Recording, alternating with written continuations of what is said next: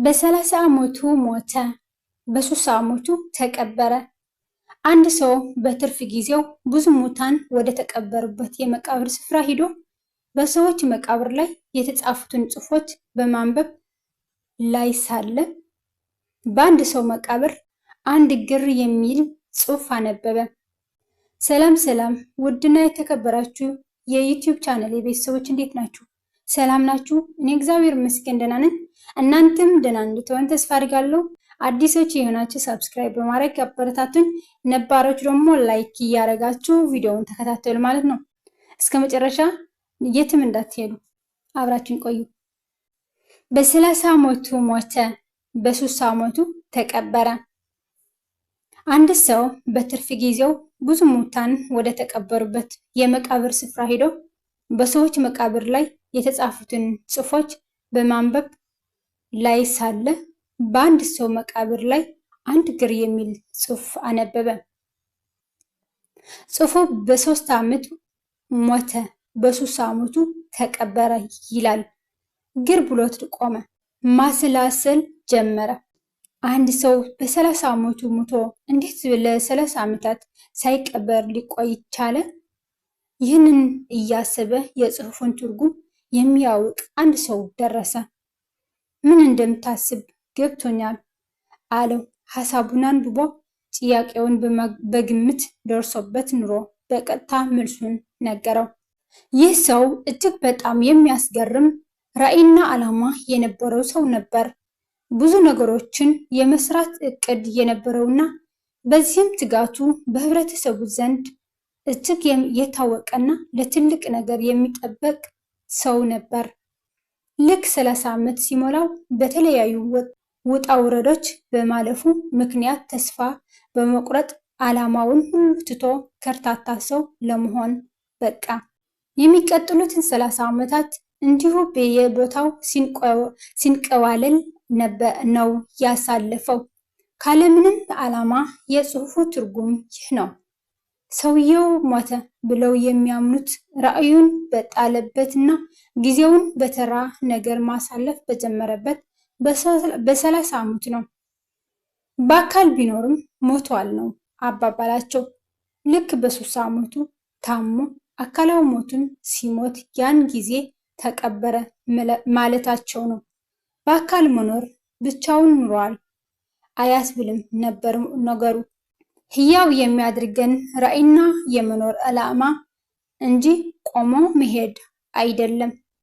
ቆሞ ለመሄድ በአራት እግር ሆነ እንጂ አህያም ይሄዳል። አህያ ግን የሰውን ስራ ከመቃለሉ ውጪ የራሱ ራዕይ የለውም። ስለሌለውም የሌሎች ባሪያ ሆኖ ይኖራል። ዓላማ የለሽ ህይወት ሞት እንጂ ህይወት አይደለም። ዓላማ አልባ ሰው ለመቅበር ነፍሱ ከስጋው እስክትነጠል ይጠበቃል እንጂ ሙትማ ሙቶ ነው። ሰውን ህያው የሚያደርገው ህልሙ ነው የሚሉ ይመስላሉ ጸሐፊው። ልክ ነው። ዓላማ ያለው ሰው መሆንና በዓላማው የሚጸና ሰው መሆን ሁለት የስኬት ቁልፎች ናቸው። ስኬታማ ሰዎች ባለራዕይ ናቸው። ለራዕያቸውም ታማኝና ጽኑ ናቸው። ለፈተናም ሆነ ለየትኛውም ነገር በቀላሉ እጅ አይሰጡም። እጅ አለመስጠታቸው የህያውነታቸው ምልክት፣ የስኬታቸው ጠቋሚ ነው። ከዓላማ ውጪ የሚኖር ህይወት ከህይወት አይቆጠርም። ትልቅ ነገር ተመኝ።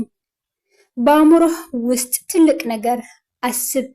ምክንያቱም አብዛኛው ጊዜ እኛ የምንሆነው በአእምሮአችን ውስጥ በምስጢር የምናስበውን ነው።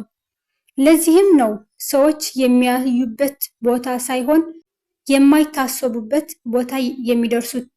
ህይወት ትርጉም የሚኖራት ሁሌም ንቁና ጠንካራ ስንሆን፣ ግብ ስናዘጋጅና በየጊዜው ዓላማችን ከግብ ለማድረስ የሚያስፈልገውን መስዋዕትነት በዘላቂነትና በቁርጠኝነት ስንከፍል ነው። ብዙ ጊዜ ደስታ ማጣት በህይወት ግልጽ የሆነ ትርጉምና ዓላማ ከማጣት ይመጣል። እያንዳንዱ የሚገጥሙን ፈተናዎች ሕይወትን ተወዳጅ የሚያደርጓት ማጣፈጫ ቅመሞችና ናቸው።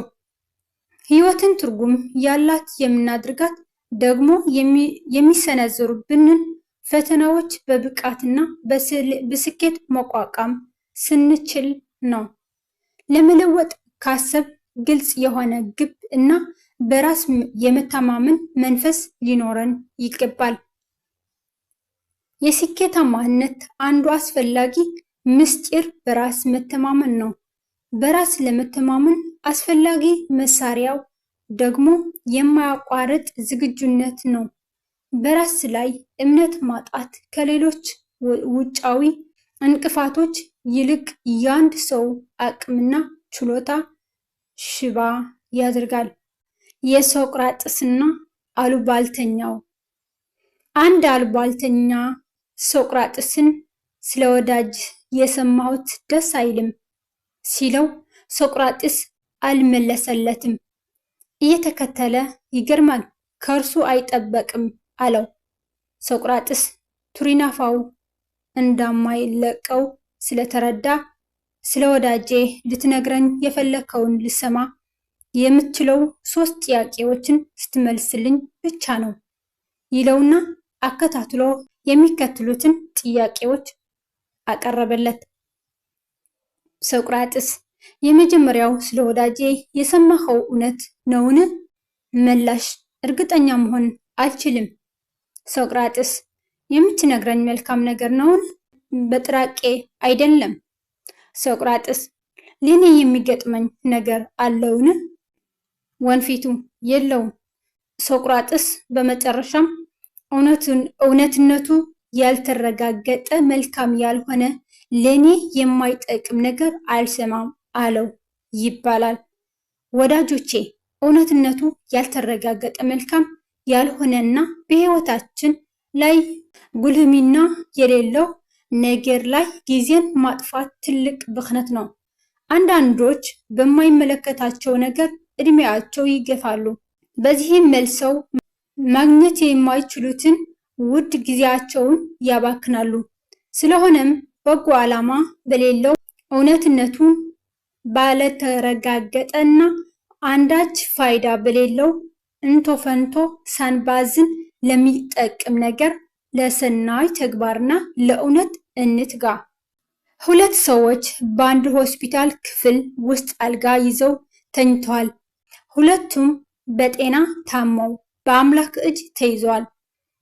አንደኛው ሳንባው የቋጠረውን ውሃ ለማድረቅ ሲባል ለሰዓታት ያህል አልጋው ላይ ቁጭ እንዲል ይደረጋል። ከመስኮት አጠገብ ነው። ሌላኛው ህመምተኛ ደግሞ በተቃራኒው ለሰዓታት በጀርባው እንዲተኛ ይደረጋል። እነዚህ ህሙማን በቆይታቸው ብዙ ተጨዋውተዋል። ስለ ቤተሰቦቻቸው፣ ስለ ኑሯቸው፣ በወታደር ቤት ስለሰጡት አገልግሎት፣ የእረፍት ጊዜያቸውን የት እንደሚያሳልፉት ወዘተ አውርተዋል። ከመስኮት አጠገብ ያለው ህመምተኛ ቁጭ በሚልበት ሰዓት ወደ ውጭ እየተመለከተ ሁሉን ነገር በጀርባ ለተኛ ሰው ይገልጽለታል። በሚያምሩ ዛፎች የተከበበ ሐይቅ ይታየኛል። በሐይቁ ላይ ዳኪዎች ይዋኛሉ። ህፃናት ደግሞ ከወረቀት የሰሩትን መርከቦች በሐይቁ ዳርቻ በማስቀመጥ ይጫወታሉ። ፍቅረኛሞች በአንድ እጆቻቸው አበባ በሌላው ደግሞ ተቃቅፈው ሐይቁን ይዞራሉ። ከሐይቁ ባሻገር ውብ የሆነ ከተማ ይታየኛል። ህፃናቶችም በደስታ ይቦርቃሉ በማለት ዘውትር የሚያየውን ሁሉ በሚያምር አገላለጽ ይተርክለታል። በዚህ አይነት ሁኔታ ሳምንታት አለፉ። አንድ ማለዳ ነርሷ ገላቸውን ልታጥብ ውሃ ይዛ መጣች። ከመስኮት አጠገብ ያለው የተቀመጠው በሽተኛ ግን በሕይወት አልነበረም። በጣም ደነገጠች። ጓደኛውም እንዲሁ አዘነ። ነርሷ አስከሬኑን በቶሎ እንዲያነሱ ሌሎች ነርሶች ጠርታ አዘዘቻቸው። ያ ብቻውን የቀረው በጀርባውን የተኛው በሽተኛ አልጋውን ከመስኮቱ አጠገብ እንዲወስዱለት ጠይቆ ወሰዱለት። ሟች የነገረውን በሙሉ በመስኮት ለማየት በጣም ቸኩሏል። ቀና ብሎ ወደ ውጭ ተመለከተ። ከመስኮቱ ባሻገር ያለው ጥቁር ቀለም ተቀባ ግድግዳ ብቻ ነው። ደነገጠ። ምን ሆንክ? አለችው ነርሷ። ሰውየው ብዙ አስደሳች ነገሮችን በዚህ መስኮት አሻግሮ ይመለከት ነበር አላት። እረ ሰውየው ማየት የማይችል አይነ ስውር ነበር ስትል በመገረም መለሰችለት። ልብ የሚነካ ነገር። ስቅስቅ ብሎ አለቀሰ። ለካስ እሱን ለማስደሰትና የመኖር ተስፋ ለመስጠት ነበር ያን ሁሉ ነገር ፈጥሮ የሚያወራው። አንዱን ለመጠንከር ወይም ለማበረታታት የኛ ጥንካሬና ብርታት አስፈላጊ ነው።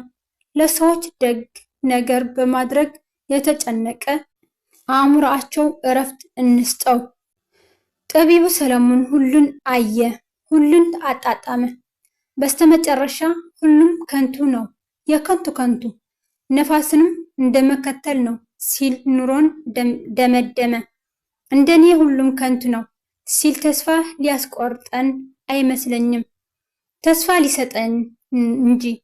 ሕይወታችን ከማንኛውም ዓለማዊ ሀብት፣ ከማንኛውም ዝና፣ ከማንኛውም ክብር የላቀች መሆኗን ሲነግረን ይመስለኛል። ይህንን በቅጡ መረዳት ስለሚነሳ በስተመጨረሻ ይዘናቸው በማንሄዳቸው አላፊ ነገሮች ኑሮአችንን እንበጠብጣለን። ኑሮ ማለት በውልደት እና በሞት መካከል ያለ የመሸጋገሪያ ጊዜ ነው። በድንገት ተጀምሮ በድንገት የሚቆም የመሸጋገሪያ ጊዜ። ጥቂቶች ይህንን የተረዱ ጊዜያቸውን አጣጥመው ይኖራሉ። አብዛኞቻቸው ግን ዘላለም እንደሚኖር ሰው ተዘናግተን እንኖራለን። ሳንስቅ፣ ሳንጫወት፣ መልካም ነገር ሳናደርግባቸው በተራ ነገር የሚያልፉ ቀናቶች ከቆምንበት ሕንፃ ስር እየተሸረፉ እንደሚወድቁ ጡቦች ይቆጠራሉ። ቀስ እያሉ ነው ከከፍታው የሚያወርዱን። ሁሉም ከንቱ ነው፣ የከንቱ ከንቱ። ምክንያቱም ምንም ነገር በሞት ፊት ቆሞ ሞትን የሚጋፈጥ ነገር ስለሌለ። ይህን የተረዳ ሰው ትልቁን ቀንበር ከላዩ ላይ አወረደ ማለት ነው። የሚያደርገውን ነገር ሁሉ ከልቡ ያድርጋል። ምክንያቱም እድሉ አንድ ብቻ እንደሆነች ስለሚረዳ። እውነት ከሞት ፊት ቆሞ በቀልን የሚያስብ ማን ነው? ከመቃብሩ ላይ ቆሞ ገንዘቡ የሚያሳሳው ማን ነው? በከፈን ውስጥ ሆኖ የሚጠላውን ሰው የሚያስብ የሚቀና ማን ነው? በሞት ፊት ሁሉም ነገር ከንቱ ነው፣ የከንቱ ከንቱ።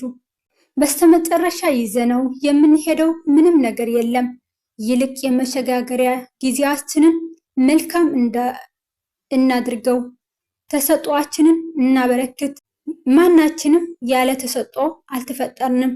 ተራ ሆነን መሞትን አንምረጥ።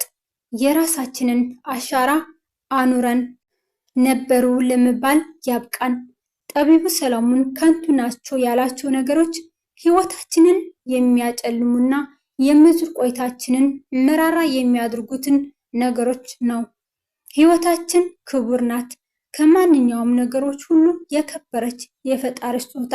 እኛ ግን በኪሳራ እየቸረቸርናት ነው። ፍቅር የሌላት ሕይወት፣ እምነት የራቃት ሕይወት፣ ሰላም የጎደላት ሕይወት፣ ደስታ የሌለባት ሕይወት ያለ ዋጋዋ የተሸጠች ናት። ምክንያቱም በዚህ ምድር የሕይወታችንን ዋጋ የሚስተካከል ዓለማዊ ነገር ስለሌለ ነው። እውነት በጣም ደስ የሚል ታሪክ ነው። ብዙ ትማራላችሁ ብዬ ተስፋ አድርጋለሁ። ምክንያቱም በጣም አስተማሪ የሆነ ታሪክ ነው። ውድና የተከበራችሁ ቤተሰቦቼ ለዛሬ የነበረን ቆይታ ይህ ይመስላል። በቀጣይ ደግሞ በሌላ ታሪክ እንደዚህ የመሰለ አስተማሪ የሆነ ይዘላችሁ እመጣለሁ። ለቻናል አዲሶች የሆናችሁ ሳብስክራይብ እያደረጋችሁ በኮመንት ላይ ደግሞ አስተያየታችሁ እየጻፋችሁ ላይክ እያደረጋችሁ አበረታቱኝ። እወዳችኋለሁ። መልካም ጊዜ ይሁንላችሁ።